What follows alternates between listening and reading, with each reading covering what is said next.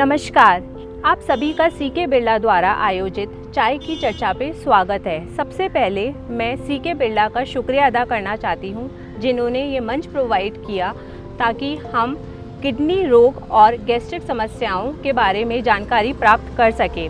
मेरा नाम पूजा कुलवाल है। मैं एक बिज़नेस हाउस चलाने के साथ एक NGO पहल संस्था भी चलाती हूँ। पहल संस्था में हम कच्ची बस्तियों में रहने वाले ज़रूरतमंद बच्चों को शिक्षा प्रदान करते हैं। अब सबसे पहले मैं स्वागत करती हूँ डॉक्टर अश्विनी शर्मा का। नमस्ते सर। नमस्कार।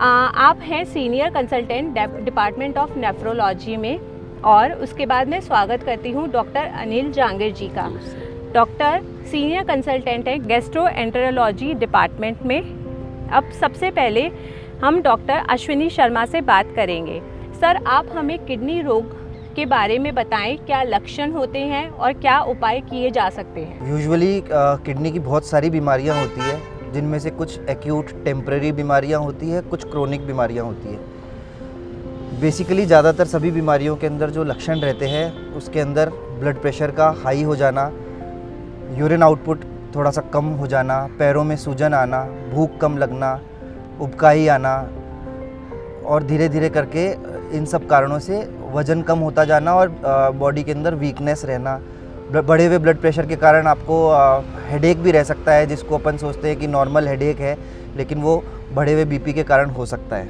जी, और इसके उपाय हम क्या कर सकते हैं?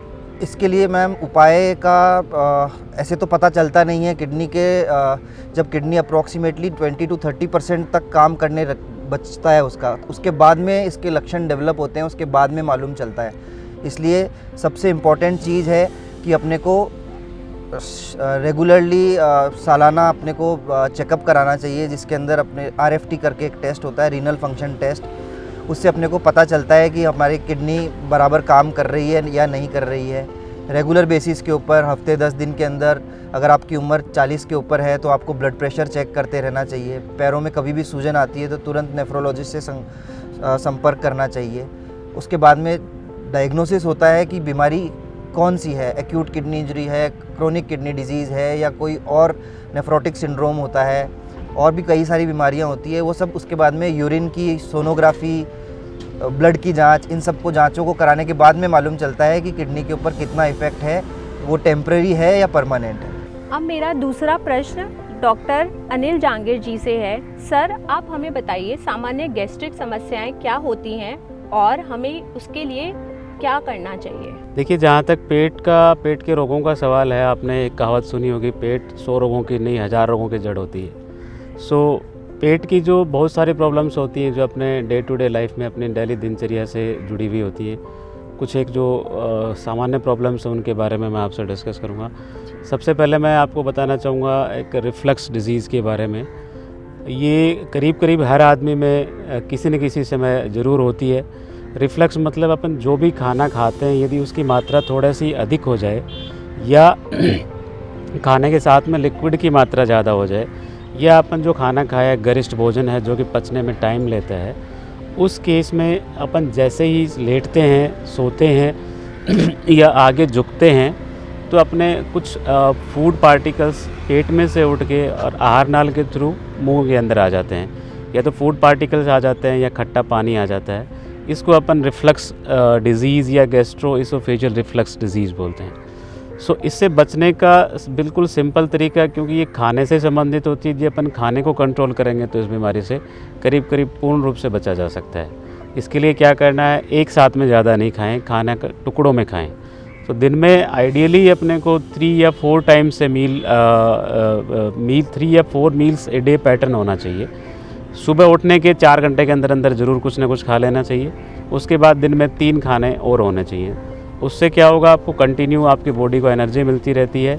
आपके पेट में फूलने जैसी समस्या, रिफ्लक्स जैसी समस्या नहीं हो पाएगी। और गरिष्ठ भोजन से जितना हो सके उतना बचें। नहीं बच पाते हैं तो उसको ज़्यादा मात्रा में सेवन नहीं करें जी। सो ये रिफ्लक्स डिजीज़ है। दूसरी आम समस्या पेट की गैस्ट्रिक एसिडिटी या हाइपर एसिडिटी या सिंपल भाषा में एसिडिटी बोल दीजिए। देखिए, पेट में हाइड्रोक्लोरिक एसिड बनता है जो अपने खाने को डाइजेस्ट करने के लिए ज़रूरी होता है। यदि उसकी मात्रा ज़्यादा बनती है डिस्प्रपोर्शनेटली, या उसका टाइमिंग थोड़ा अजीब होता है जो खाने के साथ में मैच नहीं करता, या फिर अपन ऐसा खाने में चीज़ें यूज़ करते हैं जो एसिड सीक्रीशन को इंक्रीज़ करती हैं, उस केस में गैस्ट्रिक हाइपर एसिडिटी या गैस्ट्रिक या सिंपली एसिडिटी की प्रॉब्लम जो अपन सामान्य भाषा में बोलते हैं वो होती है। उससे बचने का सीधा सीधा उपाय है कि जो चीज़ें एसिड सीक्रीशन ज़्यादा करवाती हैं उनको कम से कम मात्रा में यूज़ करें, या आपको समस्या है तो उनको ना यूज़ करें। इनमें सबसे इम्पोर्टेंट होती है सिट्रिक चीज़ें, लाइक नींबू, मौसमी, संतरा, अचार, ऐसी चीज़ें जिनको एसिडिटी की प्रॉब्लम होती है उनको बिल्कुल नहीं लेना चाहिए।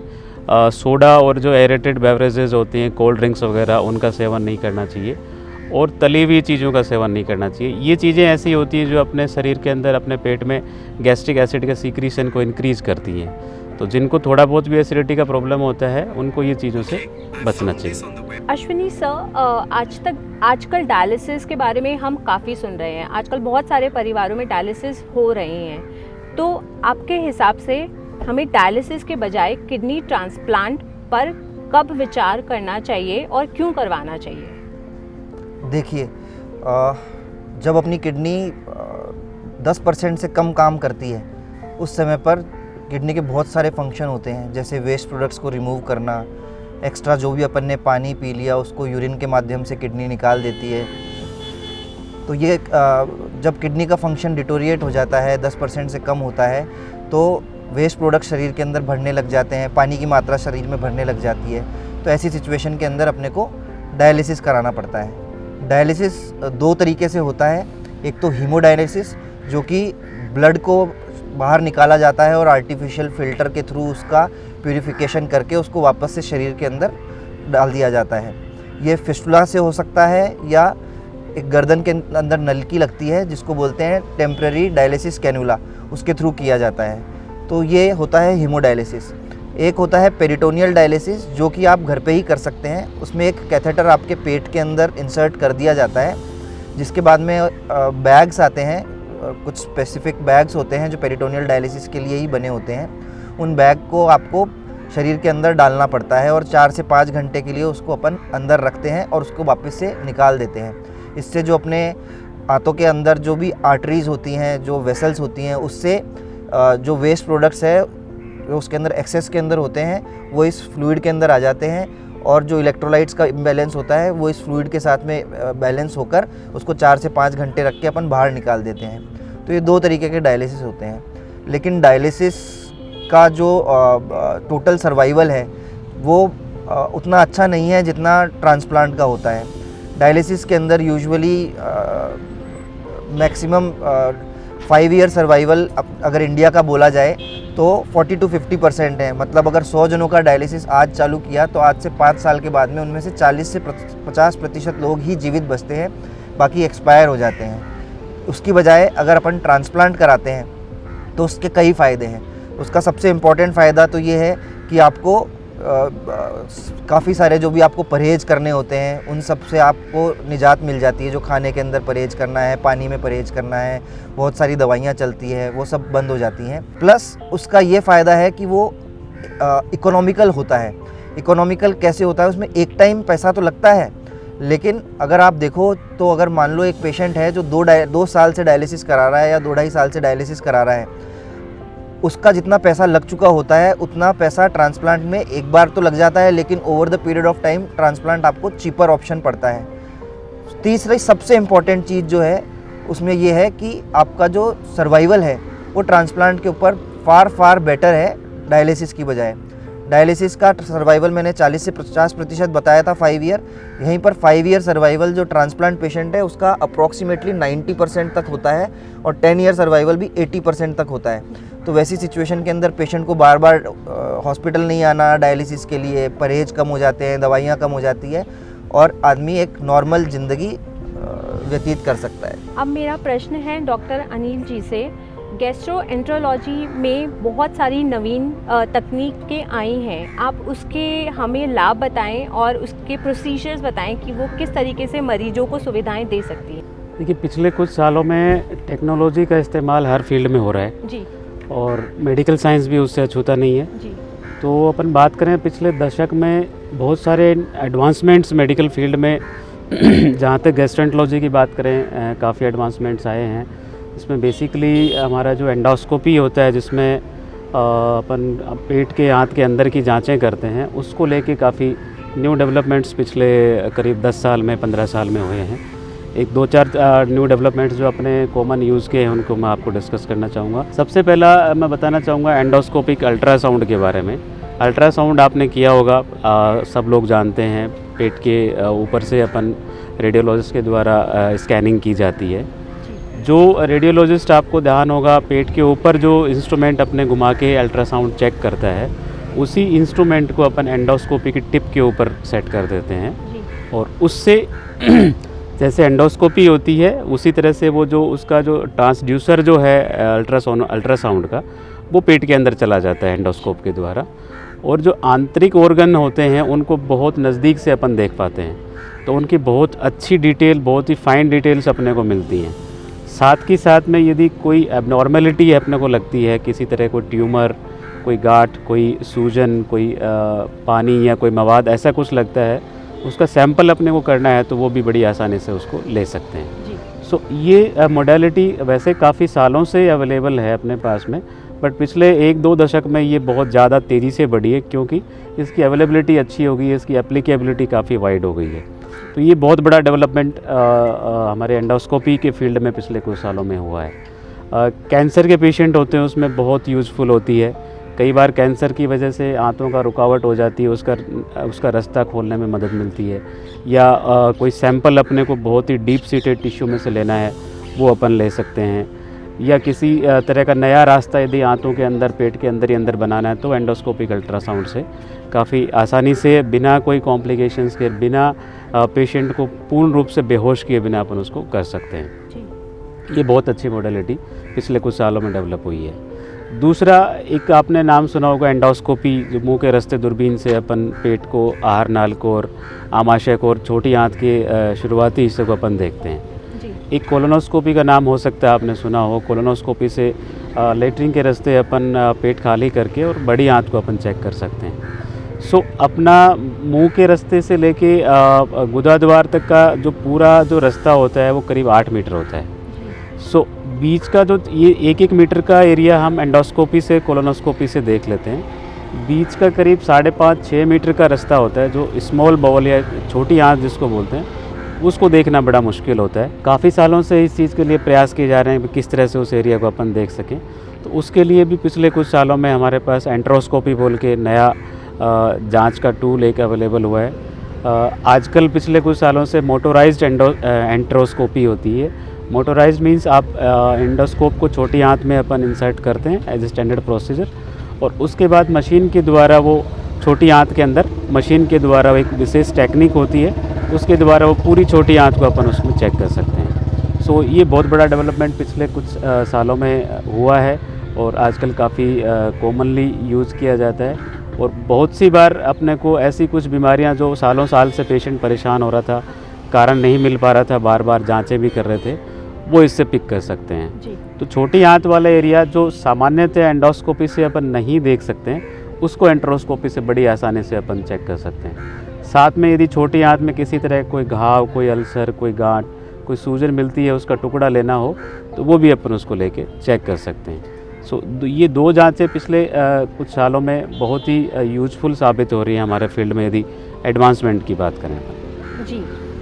तो हमें डॉक्टर साहब से बात करके ये लगा कि सीके बिरला में ये सारी की सारी टेक्नोलॉजी, जो कि अपडेटेड टेक्नोलॉजी है, वो सारी अवेलेबल हैं। तो आप उस तकलीफ़ से निकलने के लिए सीके बिरला में विज़िट करें और इतने सालों की जो आपकी तकलीफ़ है उसे कम करें। अब हमारा अगला सवाल डॉक्टर अश्विनी जी से है।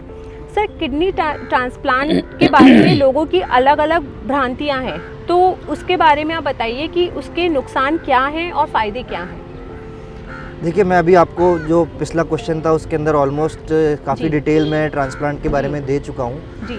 तो डेफिनेटली भ्रांतियाँ हैं, लेकिन transplant any time best treatment option है अगर आपकी किडनी परमानेंटली काम करना बंद कर देती है। तो ट्रांसप्लांट की नीड तभी पड़ती है जब आपकी किडनी 10% से कम काम करने लगती है और आपको डायलिसिस की नीड होती है।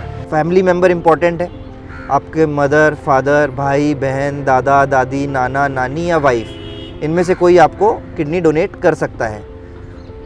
65 ईयर्स से नीचे का वो होना चाहिए। 65 की एज के ऊपर भी आप कर सकते हैं, लेकिन उसके लिए काफ़ी वर्कअप करना पड़ता है। लेकिन यूजुअली 65 की 18 से साल से लेकर 65 की एज तक का आदमी अपना गुर्दा डोनेट कर सकता है। फिर एक ये भ्रांति भी है कि जो डोनर है उसको बहुत प्रॉब्लम हो जाती है कि आप उसने एक गुर्दा दे दिया तो वो उसको दवाइयाँ लेनी पड़ती है या उसको जीवन भर परहेज करना पड़ता है। तो ऐसा नहीं है। जो डोनर होते हैं उनका एक्सटेंसिव वर्कअप किया जाता है पहले, तो इस चीज़ का पहले से ही अंदाज़ा लगा लिया जाता है कि डोनर को किडनी देने से कोई तकलीफ़ होगी या नहीं होगी। अगर कुछ उसकी जो जांचें करते हैं उसके अंदर कोई तकलीफ़ आती है तो वैसे ही डोनर रिजेक्ट हो जाता है। तो जो डोनर है वो अल्टीमेटली किडनी तभी दे पाता है जब वो एकदम फिट हो। दूसरी चीज़, डोनर को कोई दवाई नहीं लेनी होती है ज़िंदगी भर। 7 से 10 दिन का बेड रेस्ट होता है, उसके बाद में टाँके खुलने के बाद में डोनर एक नॉर्मल अपना जीवन व्यतीत कर सकता है।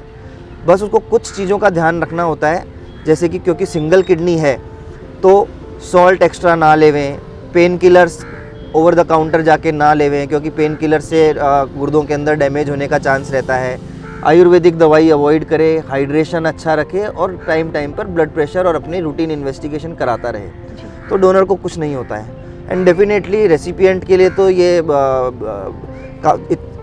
कई सारे ऑर्गन का ट्रांसप्लांट होता है, लेकिन उसके अंदर जो किडनी ट्रांसप्लांट है उसकी सक्सेस रेट सबसे ज़्यादा है जी। और बहुत ही सिंपल सा काम है। पेशेंट 7 दिन के अंदर डिस्चार्ज हो जाता है, उसके बाद में उसको 2-3 महीने के लिए थोड़ा जल्दी फॉलोअप में आना पड़ता है। उसके बाद में 3 से 4 महीने के अंदर वो जीवन भर आराम से कभी भी आए, 3-4 महीने के अंदर दिखाए और अपना काम नॉर्मल करता रहे। जो भी वो काम करता है वो कर सकता है। कोविड ने अपने को थोड़ा सोशल डिस्टेंसिंग एंड मास्क का तो बता ही दिया है, तो ट्रांसप्लांट के बाद में बस यही कुछ चीज़ों का ध्यान रखना होता है, क्योंकि आपको इम्यूनोसप्रेसेंट्स चलते हैं, आपकी इम्यूनिटी कम करने के लिए दवाइयाँ चल रही होती है, क्योंकि जो दूसरे की किडनी होती है बॉडी वो कंटिन्यूसली फाइट करती है उसको रिजेक्ट करने के लिए। तो वो अपनी बॉडी रिजेक्ट ना करे उसके लिए रेसिपिएंट को इम्यूनोसप्रेसेंट्स दिए जाते हैं, उनसे इन्फेक्शन होने का खतरा रहता है। तो अपनी साफ़ सफाई रखें, टॉयलेट की साफ़ सफाई रखें, कमरे की साफ़ सफाई रखें, डेली नहाएं धोएं, आसपास कई चीज़ों का क्लीनलीनेस रखें, रॉ फूड कोशिश करें ना खाएं, कुक्ड फूड खाएं। तो ये कुछ छोटे मोटे परहेज हैं जो ट्रांसप्लांट के बाद में करने होते हैं, लेकिन उसके बाद में आप बहुत सारी चीज़ों से बच जाते हो। आपको अननेसेसरी हफ्ते में 2 या 3 बार डायलिसिस के लिए नहीं आना, पैसा आपका कम लगता है, आप एक नॉर्मल रूटीन लाइफ जीते हैं। तो आपने देखा कि किडनी ट्रांसप्लांट के बाद जो डोनर है और जो रेसिपिएंट है वो दोनों ही नॉर्मल लाइफ लीड कर सकते हैं, पर आपको ये समझना होगा कि आपको सही हॉस्पिटल में आना है और अच्छे डॉक्टर से परामर्श लेना है। अब मेरा सर सवाल है, जीआई कैंसर क्या होता है? देखिए, कैंसर आज के दिन भी लोगों में बहुत डर पैदा करता है। ऐसा आजकल के समय में नहीं है। कैंसर के ज़्यादातर केस आजकल अच्छे से ठीक हो जाते हैं यदि टाइमली उनको डायग्नोज किया जाए तो। जीआई कैंसर्स की बात करें तो बहुत काफ़ी जीआई कैंसर्स हैं। जीआई मींस गैस्ट्रोइंटेस्टाइनल कैंसर, मतलब जो भी अपने डाइजेस्टिव सिस्टम से रिलेटेड कैंसर्स हैं। अपन स्टार्ट करें तो अपने आहार नाल का कैंसर हो सकता है, आमाशय का कैंसर हो सकता है, छोटी आंत का कैंसर हो सकता है, बड़ी आंत का कैंसर हो सकता है, गोल ब्लैडर जो पित्ताशय होता है उसका कैंसर हो सकता है, पित्त की नली का कैंसर हो सकता है, पैनक्रियास का हो सकता है, लिवर भी एक डाइजेस्टिव सिस्टम का अहम पार्ट है, उसका कैंसर हो सकता है। तो ये सारे कैंसर होने की संभावना हर किसी के शरीर में होती है। कुछ रिस्क फैक्टर्स होते हैं जिनके होने से ये कैंसर की रिस्क जो है वो बढ़ जाती है, जिसमें स्मोकिंग एक one of the common risk factor है, उससे आंतों के कैंसर होने की रिस्क ज़्यादा होती है। गुटखा वगैरह लेने से आहार नाल का, फूड पाइप का कैंसर होने का रिस्क ज़्यादा होता है, तो ऐसी चीज़ों का सेवन नहीं करें। अल्कोहल लेने से लिवर कैंसर का, पैनक्रियास कैंसर का रिस्क ज़्यादा होता है, उसको यूज़ नहीं करें। बाकी ऐसा नहीं है कि उसके बिना कैंसर नहीं हो सकता। ध्यान रखने की चीज़ क्या है कि जो भी कैंसर जीआई से रिलेटेड होते हैं उसके सिम्टम्स जो है यदि अपन इग्नोर नहीं करें, जैसे ही कोई ऐसा एबनॉर्मल कंप्लेंट अपने को लगती है उसको वेटेज दें, उसको जल्दी से जल्दी चेक कराएं, उसका डायग्नोस करने की कोशिश करें। किसी भी तरह की जो आपकी जो डाइटरी हैबिट्स हैं उसमें कुछ चेंज हुआ है, आपकी भूख लगना अचानक से बंद हो गया है, उल्टी हो रही है, थकान हो रही है, बिना कोई कारण के वेट लॉस होता जा रहा है, आपकी बोवल हैबिट्स चेंज हुई हैं, आप रोज़ाना 24 आवर में 1 या 2 बार मोशन जाते थे, अब अचानक से कॉन्स्टिपेशन होने लग गया है, या अचानक से डायरिया होने लग गया है, या पोटी के अंदर ब्लड आ रहा है। ये कुछ आम चीज़ें हैं जो नॉर्मल नहीं होती, हर आदमी को पता होता है ये नॉर्मल नहीं होती, बट ऐसा कोई भी लक्षण यदि अपने शरीर में डेवलप होता है तो उसको जो भी आपके नज़दीकी डॉक्टर, जो भी आपकी हेल्थ फैसिलिटी अवेलेबल है उसमें जाके उसको चेक कराएं। कोई भी कन्फ्यूज़न होता है तो एक्सटेंसिव ब्लड इन्वेस्टिगेशंस और इमेजिंग जो अपने अल्ट्रासोनोग्राफी या और आगे ज़रूरत पड़ती है सीटी स्कैन वगैरह करके देखना चाहिए। जितना हो सके किसी भी जीआई कैंसर को यदि अपन अर्ली स्टेज में, जो कि ज़्यादातर कैंसर के लिए लागू होती है, यदि अर्ली स्टेज में अपन पता कर सकते हैं तो ऑपरेशन के द्वारा बहुत सारे कैंसर है जिनको अपन जड़ से ख़त्म कर सकते हैं। लेकिन प्रॉब्लम तब होती है जब अपन इनिशियली सिम्टम्स को इग्नोर करते हैं या किसी कारण से वो शुरुआत में पकड़ में नहीं आते, उस केस के अंदर अपने को थोड़ा एडवांस ट्रीटमेंट लेना पड़ता है। सो ज़्यादातर यदि अपन हेल्दी खाना खाते हैं, कोई हाइजीनिक फूड खाते हैं, हमेशा फ्रेशली प्रिपेयर्ड फूड खाना चाहिए। फ्रेशली प्रिपेयर्ड फूड में हानिकारक कंटेंट्स नहीं होते हैं, जो फ्री रेडिकल्स जिनको बोलते हैं अपन साइंटिफिक लैंग्वेज में, वो फ्रेशली प्रिपेयर्ड फूड में या तो नहीं होते हैं या बहुत ही कम मात्रा में होते हैं। सो ऐसा जो पैकेज्ड फूड है वो सबसे बेकार होता है जहाँ तक कैंसर डेवलपमेंट का रिस्क होता है। तो पैकेज्ड फूड से जितना हो सके उतना बचना चाहिए, वो नहीं खाना चाहिए। और फ्रेशली प्रिपेयर्ड हाइजीनिक फूड, आपके खाने में फ्रूट्स की मात्रा कुछ न कुछ ज़रूर होनी चाहिए, ग्रीन वेजिटेबल्स, लीफी वेजिटेबल्स की कुछ न कुछ मात्रा ज़रूर होनी चाहिए। सो ये चीज़ें यदि अपन करते हैं तो जीआई कैंसर के से काफ़ी कुछ हद तक बचा जा सकता है। मैं हमारे दोनों डॉक्टर्स का धन्यवाद करना चाहती हूँ कि आपने किडनी रोग और गैस्ट्रिक समस्याओं के बारे में हमें बताया और इतना अच्छा ज्ञान दिया। धन्यवाद।